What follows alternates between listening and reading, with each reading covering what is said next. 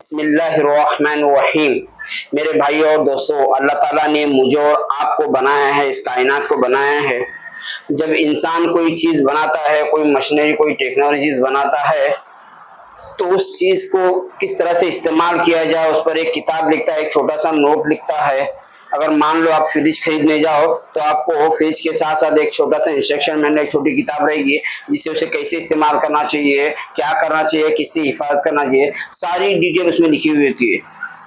تو اللہ تعالیٰ نے مجھے اور آپ کو اس کائنات کو بنایا ہے، تو اتنی بڑی اعلیٰ مخلوق کو اللہ تعالیٰ نے بنایا ہے۔ اگر آپ اسے اجازت دو کہ اسے انسان کو اگر مشین کہا جائے تو اسے کس طرح سے استعمال ہونا ہے، کیا کرنا ہے اور کس چیز سے بچنا ہے، تو اس کی طرف سے اس کے لیے بھی اللہ کی طرف سے ایک انسٹرکشن مینول لکھا ہے، ایک انسٹرکشن مینول ہے۔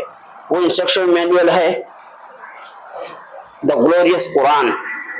Quran is the last and final instruction manual of Allah subhanahu wa ta'ala which revealed on Prophet Muhammad sallallahu alaihi wasallam۔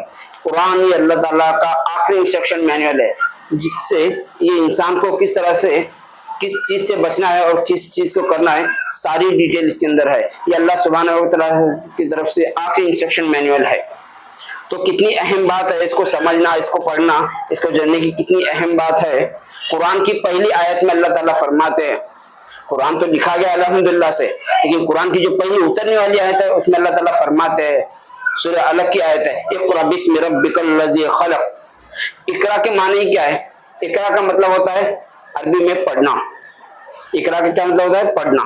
لیکن عربی میں ایک اور حروف ہے، اتلو، یعنی تلاوت، جسے ہم تلاوت کہتے ہیں، اسے بھی کہتے ہیں پڑھنا۔ لیکن اقرا اور تلاوت میں فرق ہے۔ اگر ہمارے یہاں پہ کتنے جنے سے ہیں جو قرآن پڑھ رہے ہیں، ہے نا، ہم نے کیا کہتے ہیں کہ قرآن کی تلاوت کر رہے ہیں، ہم نے اقرا کہتے ہیں کیا؟ نہیں، کیونکہ اقرا اس پڑھنے کو کہتے ہیں جس میں سمجھ شامل ہو۔ اگر میں پڑھ رہا ہوں اور مجھے سمجھ میں آ رہا ہے تو میں اقرا کر رہا ہوں، کیا ہے؟ جس میں سمجھ شامل ہو اسے کہتے ہیں اقرا۔ ماشاءاللہ ہمارے یہاں پہ کتنے حافظ ہیں، قرآن پڑھ رہے ہیں لیکن سمجھ میں نہیں آ رہا ہے، لہٰذا ہم کیا کر رہے ہیں؟ قرآن کی تلاوت کر رہے ہیں۔ تو کیا اقرا کا مطلب کیا ہوتا ہے؟ پڑھنا سمجھ کے۔ جب جبریل آپ کے پاس یہ آیت لے کر آئے تب آپ نے اللہ کے نبی صلی اللہ علیہ وسلم سے کہا، یا رسول اللہ اقرا، پڑھیے۔ آپ نے کہا ما انا بقاری، مجھے پڑھنا نہیں آتا۔ تب اللہ کے نبی کو ابھی پڑھنا نہیں آتا تھا۔ پھر دوبارہ جبریل نے آپ کو سینے سے لگایا، جبریل نے دوبارہ جبریل نے کہا، یا رسول اللہ اقرا، پڑھیے۔ آپ نے کہا ما انا بقاری، مجھے پڑھنا نہیں آتا۔ جب دوسری مرتبہ جبریل نے آپ کو کس کے سینے سے لگایا اور تیسری مرتبہ جبریل نے کہا، یا رسول اللہ اقرا، پڑھیے، تب اللہ نے پڑھنے کی صلاحیت دے دی۔ اور وہاں پر بھی لکھا ہوا تھا، اقرا بسم ربک الذی خلق، خلق الانسان من علق، اقرا۔ اس صورت میں 2 مرتبہ اقرا ہے۔ کتنے مرتبہ؟ اس صورت میں کتنے مرتبہ؟ 2 مرتبہ اقرا ہے۔ یعنی کہ قرآن کے 2 اقرا اور حدیث کے 3 اقرا جو جبریل نے کہے، تو ٹوٹل ملا کے کتنے ہوئے؟ 5 اقرا۔ اللہ کہہ رہا ہے اقرا اقرا اقرا اقرا اقرا، پڑھیے سمجھ کے۔ کتنی اہم بات ہے۔ تو اس کلام کو جو پڑھنا ہے نا، اس کو سمجھنا ہے، کتنی اہم بات ہے، کتنی ضرورت ہے۔ حضرت علی کا فرمان ہے، جب میرا دل کرتا کہ میں اللہ سے باتیں کروں میں نماز پڑھتا ہوں، اور جب میرا دل کرتا کہ اللہ مجھ سے باتیں کر میں قرآن پڑھتا ہوں۔ قرآن کیا اللہ کے بول ہے، ہم قرآن پڑھ رہے ہیں کہ اللہ سے باتیں کریں۔ کتنے اہم ہے، کتنی اہمیت ہے کلام کی۔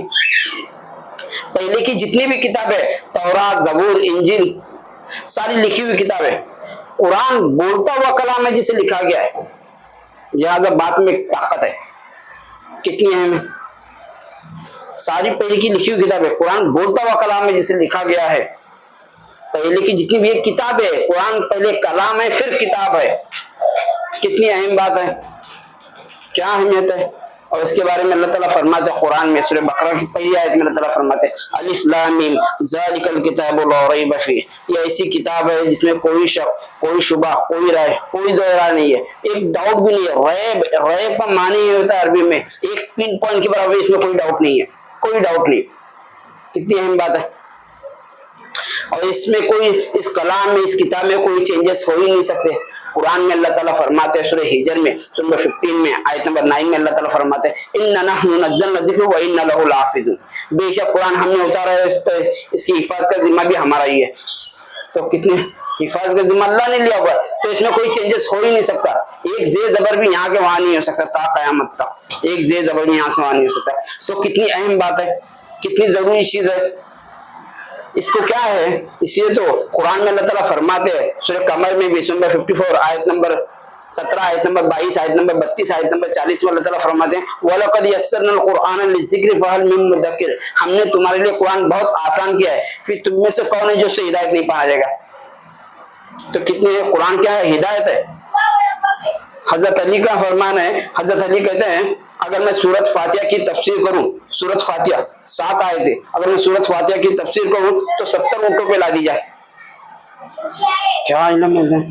ایک مرتبہ حضرت علی نے عشاء کی نماز پڑھا کے کہا میں تمہیں بسم اللہ کا مطلب بتاتا ہوں، اور کہا بسم اللہ کی با سے شروع کیا، عشاء کی نماز کے بعد کہا بسم اللہ کی با سے شروع کیا، اس کا مطلب بتانا، اور فجر کی اذان ہوگی با کا مطلب ختم نہیں ہوا۔ قرآن یہ ہے نا، عربی یہ واحد زبان ہے جس کے ہر حروف کا مطلب ہے۔ ہمارے انگلش میں اے بی سی کا کوئی مطلب نہیں جب تک اس کے آگے پیچھے کچھ لکھا نہ ہو۔ تو کتنی اہم بات ہے، کیسا کلام ہے، اس کو کیسے پڑھنا ہے، اس کو کیسے سمجھنا ہے نا۔ اور جب بھی ہمیں کوئی چیز نہ سمجھے، ہم پڑھ رہے ہیں ہمیں سمجھ میں نہیں آ رہا ہے کوئی چیز، بہت سارے لوگ پڑھتے ہیں سمجھ میں نہیں آتا ہے، کوئی چیز پڑھے، کوئی بھی چیز ہو، چاہے دین کی چیز ہو یا دنیا کی چیز ہو، چاہے دنیا کا کام ہو یا دین کا کام ہو، جب بھی ہمیں کوئی چیز نہ سمجھے، نہیں سمجھ میں آ رہا ہے، تو قرآن میں اللہ تعالیٰ فرماتے ہیں سورہ نحل میں سورہ نمبر 16 آیت نمبر 43 میں، اور سورہ انبیاء میں سورہ نمبر 21 آیت نمبر 7 میں، فَاسْأَلُوا أَهْلَ الذِّكْرِ إِن كُنتُمْ لَا تَعْلَمُونَ If you don't know, ask who's an expert۔ اگر تمہیں نہیں پتا تو اس سے پوچھو جو اس فن کا ماہر ہے، اس سے پوچھو جو اس فن کا ماہر ہے۔ اگر ہم بیمار پڑتے ہیں تو کس کے پاس جاتے ہیں؟